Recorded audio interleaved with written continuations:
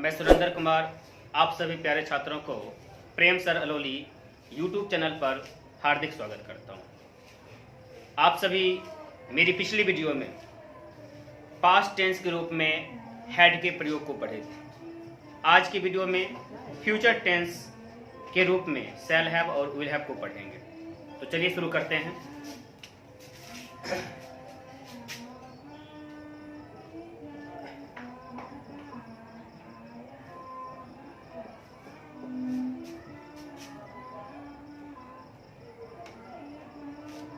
तो future tense के रूप में shall have and will have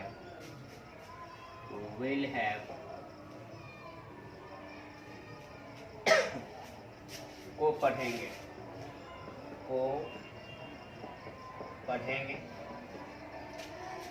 तो आज हम लोग क्या पढ़ने वाले हैं? फ्यूचर टेंस के रूप में shall have and will have को पढ़ेंगे।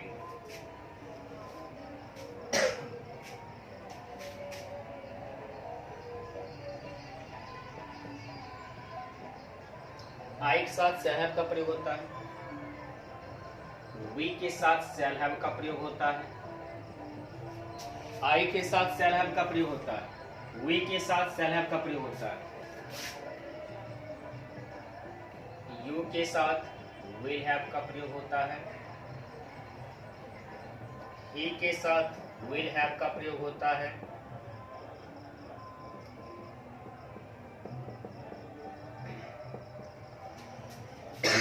सी के साथ विल हैव का प्रयोग होता है, इट के साथ विल हैव का प्रयोग होता है,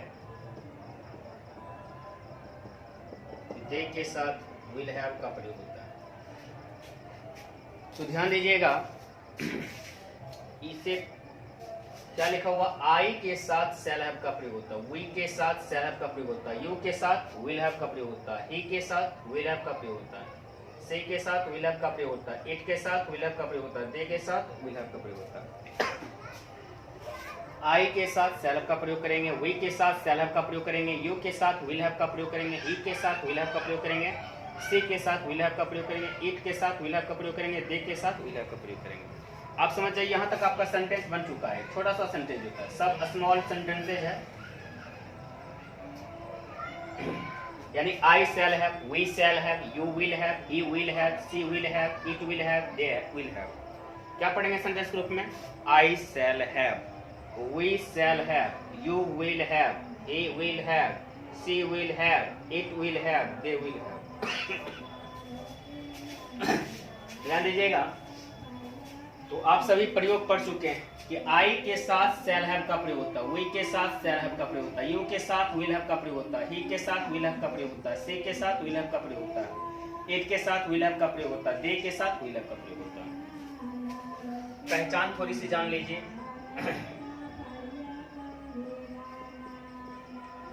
पास होगा,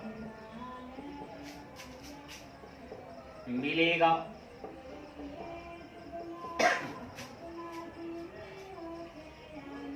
तो फिलहाल दो ही पहचान जान लीजिए। यही दो पहचान में सारी चीज जो छिपा हुआ, ध्यान दीजिएगा इस चैप्टर में। फ्यूचर टेंस के रूप में शैल हैव और विल हैव को पढ़ेंगे। तो फ्यूचर टेंस की पहचान क्या होगा? पास होगा या मिलेगा। सबसे पहले किसकी बात करेंगे? हम लोग स्ट्रक्चर की बात करेंगे। स्ट्रक्चर में क्या चलेंगे? पहले structure of affirmative sentences. Structure of affirmative sentences. Structure of affirmative sentences. Structure of affirmative sentences, इसका हिंदी जानते हैं। अफर्मेटिव का हिंदी होता है सकारात्मक या स्वीकारात्मक। सेंटेंसेज का हिंदी होता है वाक्यों। ऑफ का हिंदी होता है कि, स्ट्रक्चर का हिंदी होता है बनावट, यानी स्वीकारात्मक वाक्यों की बनावट। इसमें पहले हम लोग क्या करते हैं? सब्जेक्ट लिखते हैं। अब बहुत सारे बच्चे जो होता है सवाल कर दीजिएगा कि सर सब्जेक्ट कहाँ है? तो I, we, you, he, she, it, they, ये सारे सब्जेक्ट्स हैं। आई के साथ शैल हैव का प्रयोग, वी के साथ शैल हैव का प्रयोग, यू के साथ विल हैव का प्रयोग, ही के साथ विल हैव का प्रयोग, से के साथ विल हैव का प्रयोग, इट के साथ विल हैव का प्रयोग, दे के साथ विल हैव का प्रयोग। ये आपका सब्जेक्ट हो गया और ये आपका वर्ब हो गया। तो सब्जेक्ट के बाद जो वर्ब लिखते हैं उसमें आप बोल सकते हैं पहले शैल या विल, इस दोनों को एक लिखेंगे सब्जेक्ट अनुसार, उसके बाद सब में हैव लिखना पड़ता। कंफ्यूजन मत रखिएगा। कुछ बच्चों को कभी कभी कंफ्यूजन हो जाता है। कंफ्यूजन क्या हो जाता है, ध्यान सुनिए। बच्चे समझते हैं कि ही के साथ हैज का प्रयोग करें, गलत, हैव का ही प्रयोग करेंगे।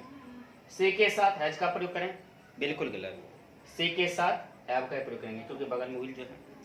इट के साथ हैज का प्रयोग, बिल्कुल गलत, इट के साथ हैव का प्रयोग करेंगे। तो ही will have, she will have, it will have, इसे ही याद रखें। अब देखिए सब्जेक्ट हो गया, उसके बाद शैल या विल, उसके बाद हैव हो गया, और हैव के बाद जो बच गया उसको लिख देंगे। कोई भी जो बच गया सब उसको लिख देंगे। कंप्लीमेंट जिसको पूरक कहते हैं हिंदी में, कंप्लीमेंट जिसको हिंदी में क्या कहते हैं, पूरक कहते हैं। चलिए एग्जांपल्स को देखते हैं। सबसे फर्स्ट एग्जांपल है कि मुझे सफलता मिलेगी। मुझे सफलता मिलेगी, मुझे सफलता मिलेगी। तो मुझे सफलता मिलेगी, इसको बनाएंगे I shall have success. I shall have success, I shall have success, ठीक है ना। आई शैल हैव सक्सेस, मुझे सफलता मिलेगी, आई शैल हैव सक्सेस। दूसरा ध्यान दीजिएगा, उसे एक अंगूठी मिलेगी,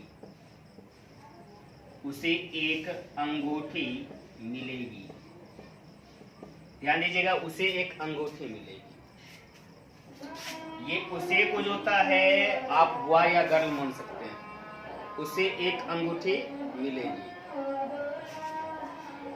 इसको क्या बोल सकते हैं, she will have a ring, she will have a ring, she will have a ring, उसे एक अंगूठी मिलेगी।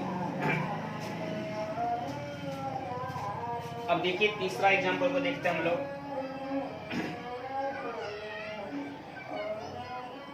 उसके पास 2 पुस्तकें होगी, उसके पास 2 पुस्तकें होगी, उसके पास 2 पुस्तकें होगी। तो ध्यान दीजिएगा, उसके पास 2 पुस्तकें होगी, इसको कैसे बनाएंगे, यहां भी याद रखिएगा। ये उसके पास से पता नहीं चलता है कि बॉय है गर्ल, इसलिए आप ही का भी प्रयोग कर सकते हैं, सी का भी प्रयोग कर सकते हैं। यहाँ हो जाएगा ही will have 2 books, he will have 2 books. यहाँ एस लगाइएगा क्योंकि एक से ज्यादा हो गया। इंग्लिश में जब एक से ज्यादा हो तो उसको प्लूरल कहते हैं, जिसमें एस या ई एस या इतना जरूरी है, इसे आप लिख लीजिए।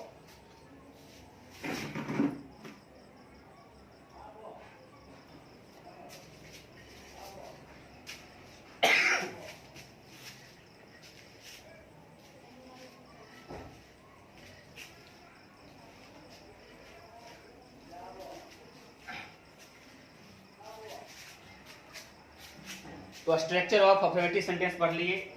दूसरे स्ट्रक्चर की बात करते हैं, structure of negative sentences. Structure of negative sentences, structure of negative sentences, structure of negative sentences. इसका भी हिंदी जान लीजिए। नेगेटिव का अर्थ हो गया नकारात्मक, सेंटेंसेज का अर्थ हो गया वाक्यों, ऑफ का अर्थ हो गया की, और स्ट्रक्चर का तो क्या बनावट। इस प्रकार क्या हो गया हिंदी, नकारात्मक वाक्यों की बनावट, नकारात्मक वाक्यों की बनावट। अब कहिएगा सर ये तो अफर्मेटिव के लिए बनाई थी आपने, बिल्कुल सही बोला। इसमें नेगेटिव करने के लिए मुझे कुछ नहीं करना पड़ेगा। हैव के पहले नोट लिख देंगे, या आप इसे दूसरे शब्दों में बोल सकते हैं, शैल या विल के बाद नोट लिख देंगे, शैल या विल के बाद नोट लिख देंगे। यानी हैव के पहले नोट लिखें या शैल या विल के बाद नोट लिखें। हैव के पहले नोट लिखेंगे या तो शैल या विल के बाद नोट लिखेंगे। जैसे यहाँ बोलना प्रश्न करेंगे तो I shall not have, we shall not have, you will not have, he will not have, she will not have, it will not have, they will not have. तो आपने नोटिस किया होगा कि हम क्या कर रहे थे, शैल या विल के बाद नोट बोल रहे थे, या आप ऐसा भी बोल सकते हैं कि हैव के पहले नोट बोल रहे थे। तो नेगेटिव सेंटेंसेज में जो स्ट्रक्चर होती है, सबसे पहले हम सब्जेक्ट लिखते हैं, सब्जेक्ट, उसके बाद शैल या विल लिखते हैं, शैल या विल, और शैल विल या विल के तुरंत बाद क्या करते हैं, नोट लिख देते हैं, नोट के बाद हैव लिखते हैं, और हैव के बाद कंप्लीमेंट यानी एक्स्ट्रा वर्ड जो बचा हुआ है उसको लिख देते हैं, कंप्लीमेंट। एग्जाम्पल समझिए,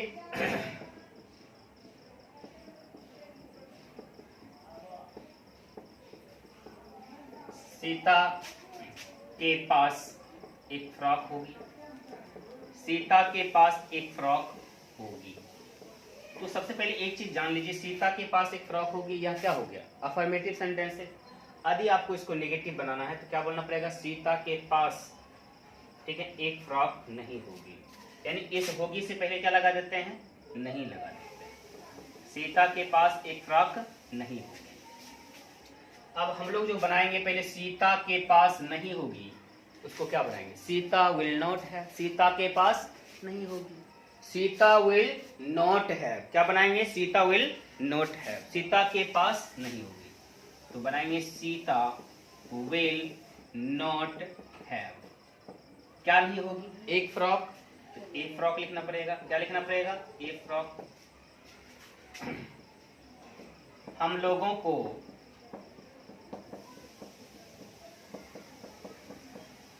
एक हाथी नहीं मिलेगा, हम लोगों को एक हाथी नहीं मिलेगा, ध्यान दीजिएगा, हम लोगों को एक हाथी नहीं मिलेगा, पहले हम लोगों को नहीं मिलेगा, क्या बनाएंगे, we shall not have, we shall not have, we shall not have, हम लोगों को नहीं मिलेगी, नहीं मिलेगा, हम लोगों को एक हाथी नहीं मिलेगी, तो क्या बनाएंगे, we shall not have, क्या बनाएंगे, we shall not have, यहां लिखेंगे we shall not have, हाथी को क्या बोलते हैं, एलिफेंट, तो एलिफेंट नहीं होगा बल्कि क्या होगा, एक हाथी है ना इसलिए, तो एन एलिफेंट, एन एलिफेंट।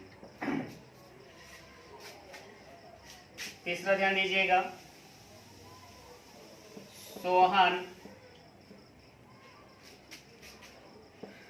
के पास एक अच्छी पुस्तक होगी, सोहन के पास एक अच्छी पुस्तक, नेगेटिव बोल रहे हैं तो नहीं बोल देंगे, सोहन के पास एक अच्छी पुस्तक नहीं होगी, सोहन के पास एक अच्छी पुस्तक नहीं होगी। अब ध्यान दीजिएगा, पहले सोहन के पास नहीं होगी, क्या बनाइएगा, सोहन विल नॉट हैव, क्या बनाएंगे, सोहन विल नॉट हैव। अब क्या बचा इस सेंटेंस में, एक अच्छी पुस्तक, ठीक है, जिस तरह इसमें क्या बचा रह गया था, एक हाथी, तो लास्ट में हम लोग एन एलिफेंट दिए थे, यहाँ बचा एक फ्रॉक, हम लोग क्या दिए थे, ए फ्रॉक, बाकी सीता के पास नहीं होगी तो सीता विल नॉट हैव, हम लोगों को नहीं मिलेगी तो we shall not have, Sohan के पास नहीं होगी तो Sohan will not have, Sohan will not have, Sohan will not have. अब किसकी बात कर रहे हैं, एक अच्छी पुस्तक, एक गुड बुक लिख देंगे, क्या लिख देंगे, a good book, a good book लिख देंगे, क्या लिखेंगे, ए गुड बुक लिख देंगे। चौथा देख लीजिए, उसे ज्ञान नहीं होगा, उसे ज्ञान नहीं होगा, ध्यान दीजिएगा, उसे ज्ञान नहीं होगा तो उसे नहीं होगा, ठीक है। यदि वह कोई पुरुष है तो बोलेंगे ही विल नॉट हैव, यदि कोई स्त्री है तो उसको बोलेंगे शी विल नॉट हैव। और ऐसा मत सोचिएगा कि उसे नहीं होगा, इससे जो होता है केवल पुरुष जाति का बोध होता है, ऐसा नहीं, उसे नहीं होगा, ऐसे शब्दों से आपको जो होता है पुरुष और स्त्री दोनों जाति का बोध होता है। तो यहाँ पर क्या बनाएंगे, ही विल नॉट हैव, इसका हिंदी क्या होता है, ही विल नॉट हैव, यानी उसे नहीं होगा। जब उसे नहीं होगा बना लिए तो बचा क्या, ज्ञान, ज्ञान को क्या बोलते हैं, नॉलेज, ज्ञान को क्या बोलते हैं, नॉलेज, ज्ञान को क्या बोलते हैं, नॉलेज। तो मैं उम्मीद करता हूं कि आप सभी सीख रहे होंगे। और एक चीज कहना चाहूंगा, हमें हर एक पल अच्छा लगता है, हमें हर एक पल अच्छा लगता है। जिस पल में आप कुछ सीखते हैं, जिस पल में आप कुछ सीखते हैं, वह पल हमें बहुत अच्छा लगता है, वह पल हमें बहुत अच्छा लगता है। तो आप सीखते रहें ताकि हमें बहुत अच्छा लगता रहे।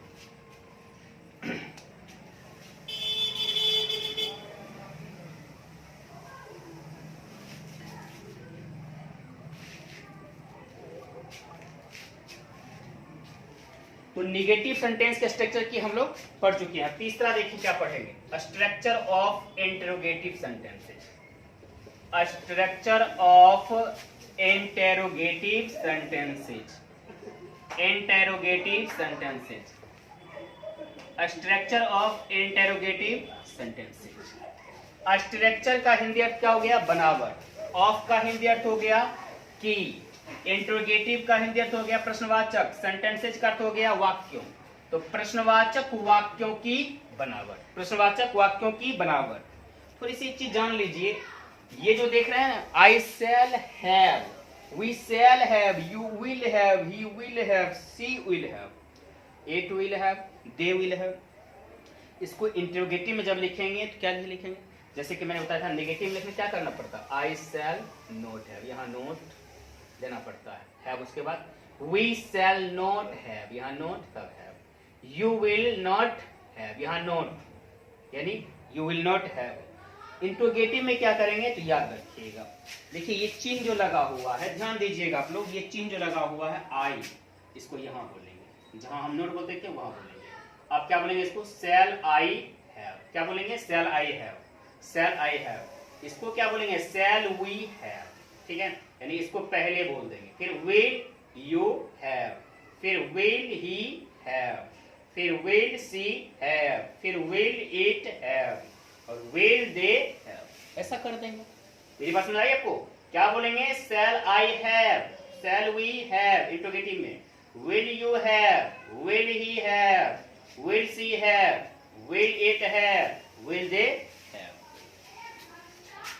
इसमें सबसे पहले क्या करेंगे, सेल या विल लिखेंगे, इसमें से कोई एक सब्जेक्ट के अनुसार, उसके बाद सब्जेक्ट लिख देंगे, ठीक है, उसके बाद सब्जेक्ट, और सब्जेक्ट के तुरंत बाद क्या करेंगे, हैव लिख देंगे, और हैव के बाद कॉम्प्लीमेंट लिख देंगे, जो बचा रह जाएगा, और अंत में प्रश्नवाचक चुन देंगे। क्या देंगे, प्रश्नवाचक चुन देंगे। एग्जाम्पल से समझते हैं हम लोग।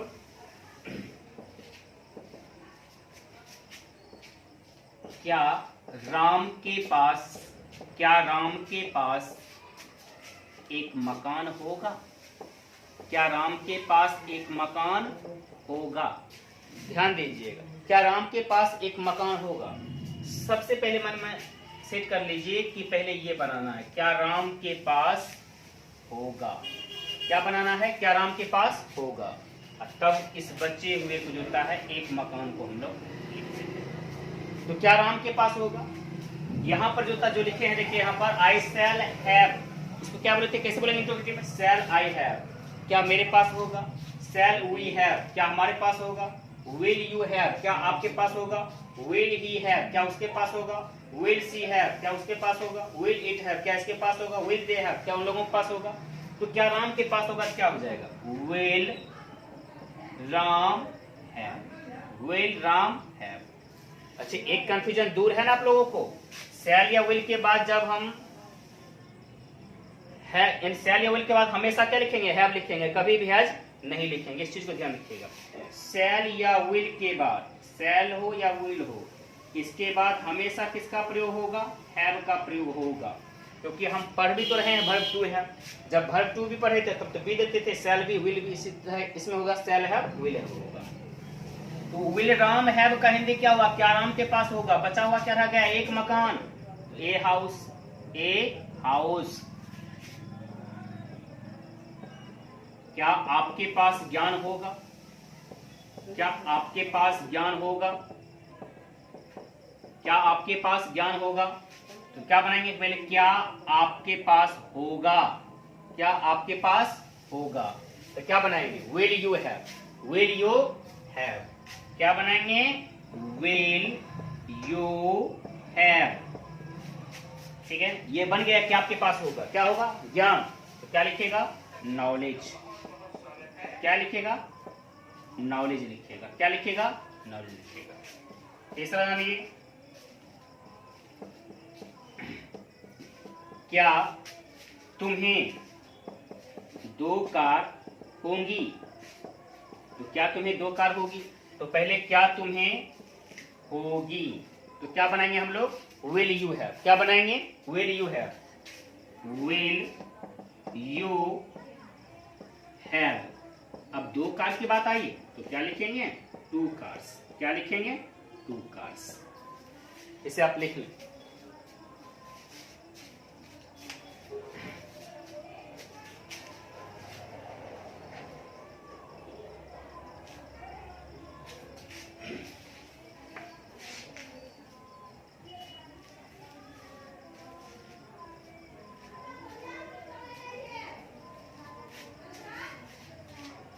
तो ध्यान दीजिएगा थोड़ा सा।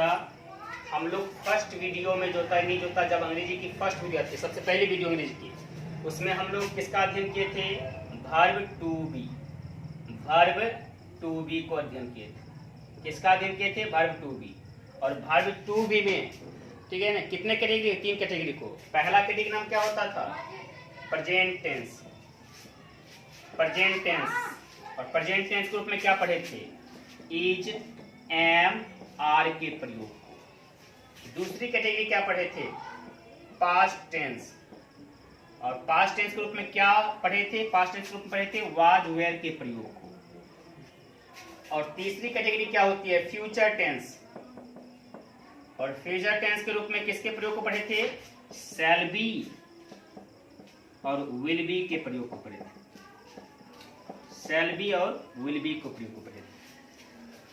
तो ये पहला आपका हो गया टॉपिक जो होता है। दूसरा टॉपिक क्या हम लोग पढ़ चुके हैं अभी? तो वर्ब टू हैव। क्या पढ़ चुके हैं? Verb to have. Verb to have के अंतर्गत भी हम लोग 3 कैटेगरी पढ़े थे। तो यार 3 कैटेगरी पढ़े हैं। पहला कैटेगरी क्या हो गया? प्रेजेंट टेंस के रूप में क्या हो गया? प्रेजेंट टेंस के रूप में ध्यान दीजिएगा। तो प्रेजेंट टेंस के रूप में हैज या है। और दूसरा पास्ट टेंस के रूप में जो होता है क्या? हैड। और याद रखिएगा फ्यूचर टेंस के रूप में, यानी फ्यूचर टेंस के रूप में, फ्यूचर टेंस के रूप में, फ्यूचर टेंस के रूप में क्या पढ़े हैं? शैल है और विल है।